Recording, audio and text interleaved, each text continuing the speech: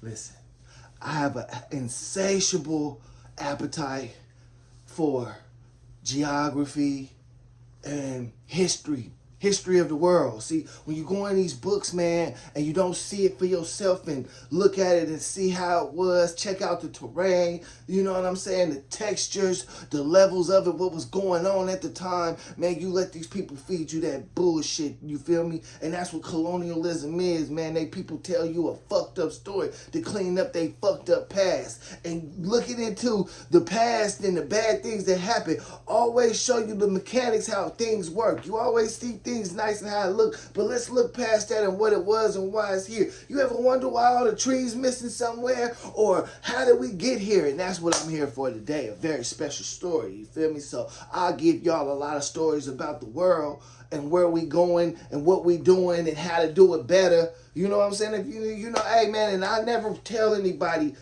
anything, believe me, or try to, narrate. I want y'all to get your own perspective. But let's get it though.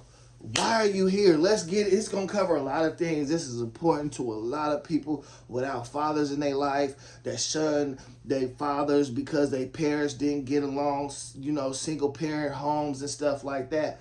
You want to know what your bloodline is about. You want to know because it's miraculous and amazing how each and every one of us got here. So don't let nobody ever put you down or tell you ain't shit. Your story don't matter, because out of all of this shit that happened, man, going through the frying pan, your ass still made it. So let's get to that, man. And we looking at my lineage right now. And I'm going to go back to, my name is Cody Williams the third.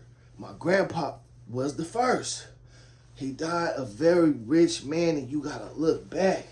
Not only that, my bloodline, we tend to live a long time, like around our hundreds and shit, you feel me? So I got an uncle right now that's damn near, he's in the 90s. Yeah, and he could recollect some stories, so, I tapped in with him to get some stories because he is the oldest son of my grandfather. So he was there for most of the shit.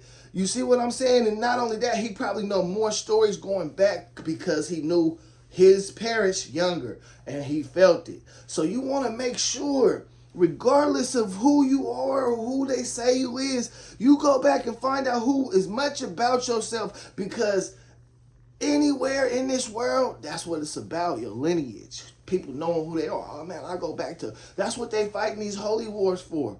You see what I'm saying? People having something to hold on to, because then you have a remnants of what your culture is and what's good for you and what's not. And man, listen, it's crazy because I got a lot of family now moving back down south, and they come from my grandpa, right? And it's funny because it's, what he did to get here. My grandpa came, in the early 1900s. So it's like, it's a great migration from the south, because what they not telling you nowhere is, man, when they freed the slaves, them white people like, I ain't free. They freed the slaves, but we ain't free. And I don't know if you gonna have to make them come. And listen, they still do it to this day. They just hold on to too much land and take up too much. These people have 3,000 acres and stuff like that. Let's think about it. Man, if you buy 5 acres of land, you feel me? You can put 20 houses on that right now. So back then, you got to think about if you got hundreds, thousands of acres, and you got slaves on your plantation working in a way of life. They ain't never seen the road. They ain't allowed to even touch a road. Or you feel me? They had, the police was created to chase niggas around that was trying to run, especially around the times when slavery was starting to be able to get abolished and things. So, man, that's why history matters. But I'm going to get into this story real quick because, man, it's an amazing one to me. And I want to get it right because I recorded it from the original person, but I'm not finna put them out here like that. They said, I see you doing your thing. I'm writing a book about it. But, man, this story hot, bruh. And to tell you how things was, because I was always like, Nick, I lived down south before. You know what I'm talking about? And it's like, when you migrate from somewhere, think about it. And your family there, your people there, it's hard to let go and move on. You like this jacket? I made it in Vegas, the polo stuff. But anyway, damn, you over here. Oh, fuck this.